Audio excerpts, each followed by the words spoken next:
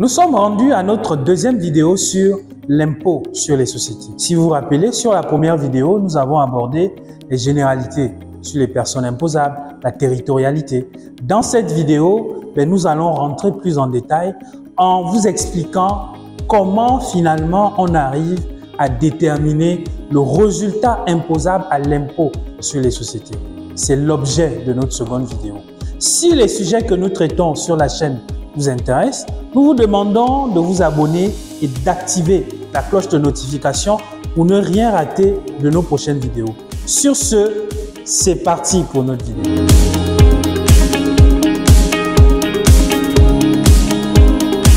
Bonjour, je suis Issa Yomenou, je suis expert comptable, entrepreneur et associé au cabinet Lead Finance. C'est un cabinet d'audit et d'expertise comptable basé à Port-Gentil. Sur cette chaîne, nous faisons le plaisir de décortiquer pour vous les sujets en lien avec la gestion, à savoir la comptabilité, la fiscalité, l'audit, la paye, la finance.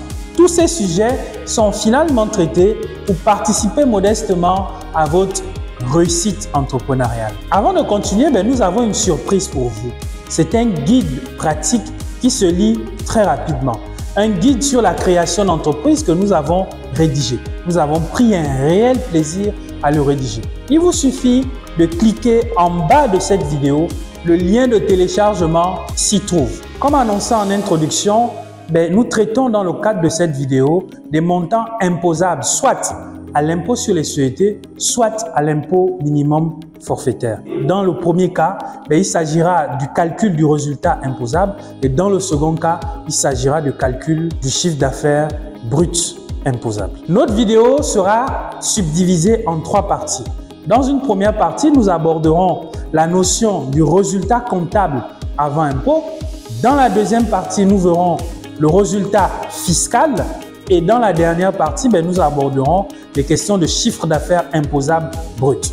Lorsqu'on parle de résultat imposable à l'IS, en réalité, on pense au résultat fiscal. Et le résultat fiscal se calcule en partant du résultat comptable avant impôt. Le résultat comptable avant impôt, on rajoute les réintégrations et vous allez déduire. Donc, on va faire moins les déductions. Donc, pour avoir le résultat fiscal ou le résultat imposable à l'impôt sur les sociétés, résultat comptable avant impôt plus réintégration moins déduction. C'est le calcul finalement que l'on va regarder dans le détail. Le résultat comptable avant impôt tire sa source de la comptabilité.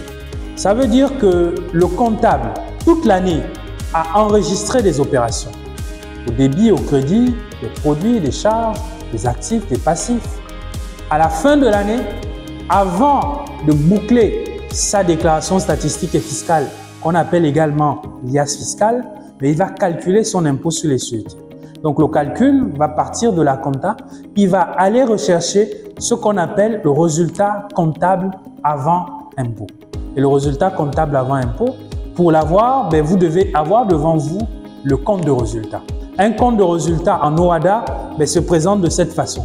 On a dans un premier temps la vente des marchandises. La vente des marchandises, lorsque vous retirez les achats et les variations, ça permet d'avoir la marge commerciale.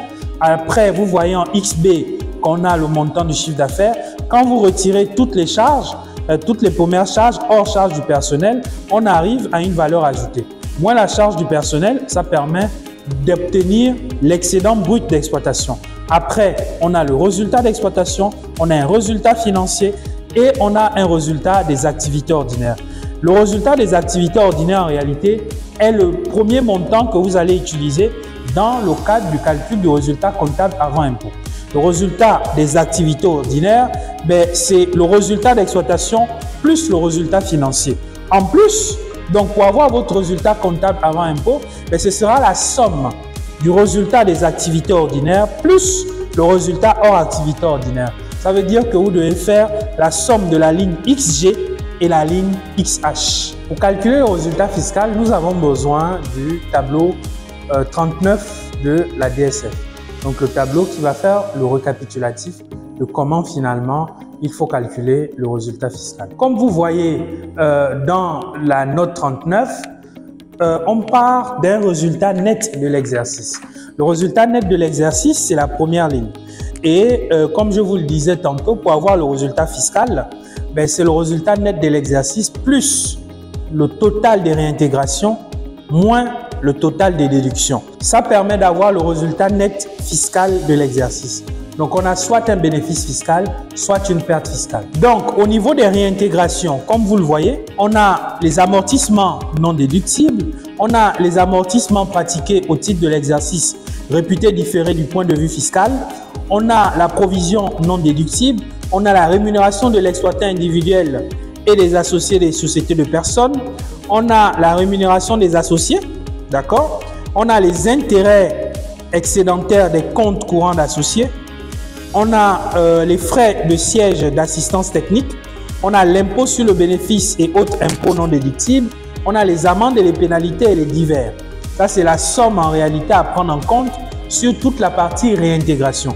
Sur la partie déduction, vous ramenez les amortissements réputés différés au cours de l'exercice antérieur et imputés sur les exercices, la provision antérieurement taxée, la fraction non imposable des plus-values réalisées en fin d'exploitation, on a les revenus mobiliers déductibles, on a le report déficitaire qui en réalité est lié au tableau qui est tout en bas, le report déficitaire qui en réalité lorsque vous faites un déficit, le déficit est reportable sur 5 ans. D'accord? Dans notre exemple, on est en 2021. Si l'année dernière était déficitaire, ce déficit-là, on peut l'imputer pendant 5 années. Vous voyez que quand on est en 2021, on peut imputer jusqu'au déficit de l'exercice 2016. Après le report déficitaire, on a des divers, on a la rémunération des associés déductibles et des frais de siège et assistance technique déductibles. Donc voilà un peu, une fois que vous avez indiqué le montant des réintégrations, le montant des déductions, tout ceci vous permet d'avoir, comme je le disais tout à l'heure, le résultat net fiscal de l'exercice. Aucune inquiétude à se faire. Nous avons listé les réintégrations et les déductions qui seront abordées dans le cadre d'une troisième vidéo. Une fois que vous avez déterminé le résultat fiscal, vous pouvez déjà faire une simulation de votre IS, donc l'impôt sur le CET. C'est le résultat fiscal qui est multiplié par un taux. D'accord? Mais sauf que chaque année, on n'est pas toujours amené à payer l'impôt sur les sociétés parce qu'il y a un montant minimum forfaitaire qu'il faut payer chaque année. Mais tout ceci sera analysé dans le cadre de la 4e vidéo où on abordera les questions de modalités pratiques de liquidation. Pour l'instant, retenez qu'on a déterminé un résultat comptable avant impôt. Le résultat comptable avant impôt nous a permis d'avoir le résultat fiscal en ajoutant les réintégrations et en enlevant les déductions. Dans cette troisième partie, nous allons voir avec vous la notion de chiffre d'affaires brut fiscal cette fois-ci. Parce qu'on a la notion du chiffre d'affaires comptable et au niveau fiscal, il y a une notion de chiffre d'affaires brut imposable notamment à ce qu'on appelle l'impôt minimum forfaitaire. Donc l'impôt minimum, pour calculer l'impôt minimum forfaitaire qui est 1% du chiffre d'affaires, il va falloir déterminer le chiffre d'affaires. Et le chiffre d'affaires se détermine en faisant la somme. Encore là, vous avez besoin de votre compte de résultat et vous faites la somme des ventes de marchandises, vous faites la somme des ventes de produits fabriqués, les travaux et services vendus, les produits accessoires, les gains de change, les revenus financiers, les produits de cession d'immobilisation et les produits hors activité ordinaire. Lorsque vous faites la somme de tout ça, en réalité, vous déterminez le chiffre d'affaires qui est imposable à l'impôt minimum forfaitaire. Voilà, nous avons terminé la deuxième vidéo dans le cadre de l'impôt sur les sociétés. Si vous l'avez aimé, nous vous demandons de faire 3 choses. Likez la vidéo, commentez la vidéo et surtout, partagez la vidéo autour de vous. N'oubliez surtout pas de vous abonner et d'activer la cloche de notification pour ne rien rater de nos prochaines sorties. Sur ce, on se dit à très vite pour la 3e vidéo.